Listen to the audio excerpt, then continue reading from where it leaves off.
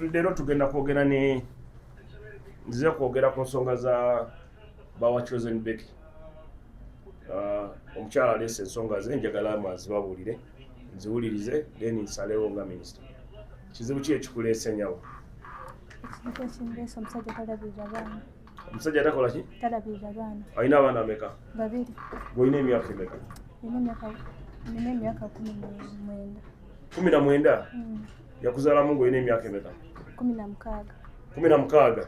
Kati alina kukwatibwa defilement. Waba yakuzaalamu ng'olina emyaka 16 ng'olina 19 ng'omulinamu abaana babiri. Olina birth certificate yo? Bakuzaalira ozirina? Nina kubuza mami wange. Kati we bamukwate defilement yakudefiringa, wamala okudefiringa ate tayagala kulabirira baana be. So njagala ngenda kuyita oyo omwami oyo bawa chosen Becky muwadde just kusaawa 12 okuva lwaleero paka enkya ku ssaawa 2. Waba tazze wano mukomewo naye mukomewo wano. Waba tazze tumuguleko omusango gwa defilement. But si era genda mugulewo omusango kati kampita omusirikale ajje bampitire nyabo mpita omukyalo oyo omusirikale ajje bagulewo omusango gwa defilement because kuba kujoga. Kati gw'omwana omuto n'akuzaalamu mama we yabimanyako lwaki temwawa abanga ng'agenda kuzaalamu. Kati njagala birth certificate yo enkyawo oba ojja jangu nayo. Owulidde?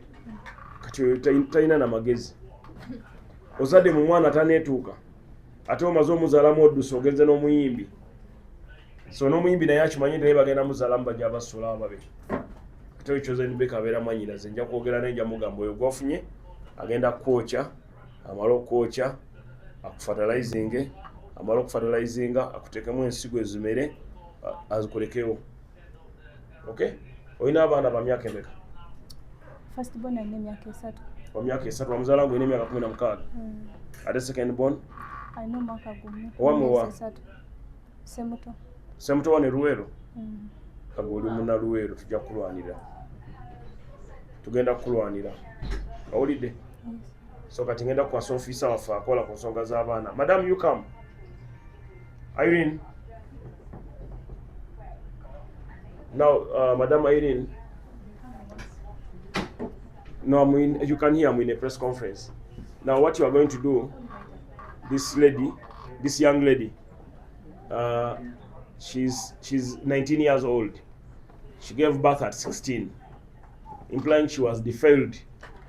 She was defiled and gave birth, and now the husband, the father of the children, he has abandoned her in the house. So now you open a case of defilement and child neglect on him. We summon him to come here tomorrow at 8 a.m. Should he fail to appear tomorrow, let police look for him and arrest him for defilement and child neglect. I conclude. So genda no omukyala mu police statement. Kan. Any other question? Kati ekirala omukyalo buli mwezi. So kati abanja emyezi 3. Ebena tugenda bikolako. Leka bamuyite kubanga ekirungi kati omukadde akwatira kanyeebake. Yakulya yakujjula nga tonatuuka. Yajjula ebitanakola ki? Ebitanatuuka. Kati oguba musango kubanga lwaki ajjula ebitanatuuka nga tewaliwo emberenge. Lwaki teyali emberenge? Lwaki yatandikira mu mberenge zagenzeemu ate n'aleka emberenge ate najja kuggwa duuma omuto duuma atanakula kasooli atanakula. So we are not going to allow that. Era kino kigenda eri abasajja mwenna abeebaka ku baana bataneetuuka b'emyaka 16, 17, 15 nti omwana wanajja wano n'aleeta omusango tolabirira abaana tugenda sooka tukukwate ate n'aleka emberenge ate najja kuggwa duuma omuto duuma atanakula kasooli atanakula. So we are not going to allow that. Era kino kigenda eri abasajja mwenna abeebaka ku baana bataneetuuka b'emyaka 16, 17, 15 nti omwana wanajja wano n'aleeta omusango tolabirira abaana tugenda sooka tukukwate ogwa child neglect then tukukwate tuddeyo n'emabega tulwindinge kasita abanga atuwadde evidence nti emyaka gye gyegyo talina emyaka 16 ne bakola olubuto n'ozaala ogwo musango gwa nagomola oyo Boaz Chosenbeke alina okukkirira. N'ekirala minisita kyetwagala abasibira ki nti bamwogerako bamuleeta no ati nkugambye it is okay kati amutte tulabeyo baye ekikonge yamutta bajja kumusiba mugende mumugambe nti General Mozi yazimba basement erimu AC erimu wifi eriko ne drone vani zabwere liswala abasirungu oyo so ngenda kusaba General Mozi anyambeko oyo polisi webange wabwe tebalina basement emala bamutere mu basement then bamukiriza eruzira. Defilement is a capital offense. Okukola omwala omuto olubuto nga tanatuusa myaka 18 guba musango. Ate musango gwa nagomola. So kati kagenda akole settlement n'omupoliisi. Kale mwera.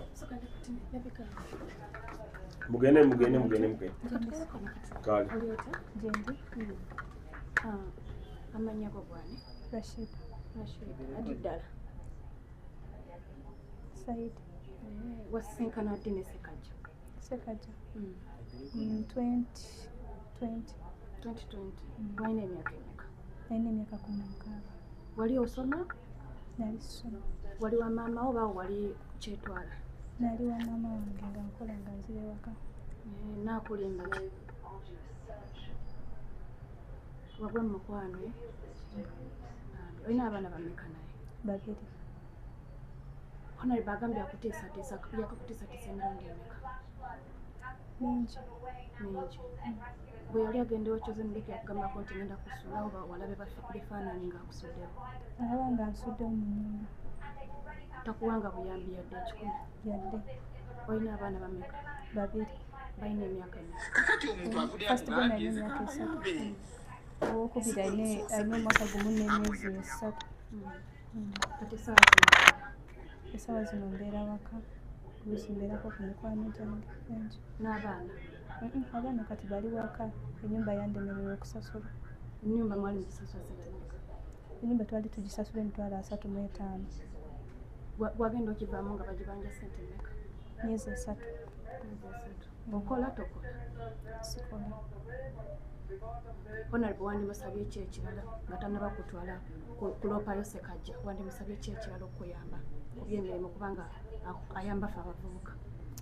Nandimusabye okunyamba like nsobola okusiba enviiri nga nandisabye anyambe like nkole saaluuni y'abasajja n'abakazi. Kati kimusabe kati nga tonnabafuluma. Honorable omukyalo nalina kyayagala Tugenda kuyogerako enkyalo mu meeting n'omwami we. Era tugenda kuyogerako enkyalo. Kati weekebeza siriimu tolina siriimu? Wasaba ddi okwekebeza?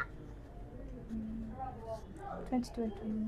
Bwe nali lubuto olwa gundi olwa bebi. Bebi ki omuto? Mwaka ki ogwo? Mwaka oguwedde. Kati oddemu weekebeze ne siriimu. Kubanga obwenzi buleeta siriimu. Okay? Kati enkya oyo omusajja bamukubire oyo mukyalo omusirikale agenda muyita amusaboni nga jona waba taze poliisi egenda munoonya. Mweraba.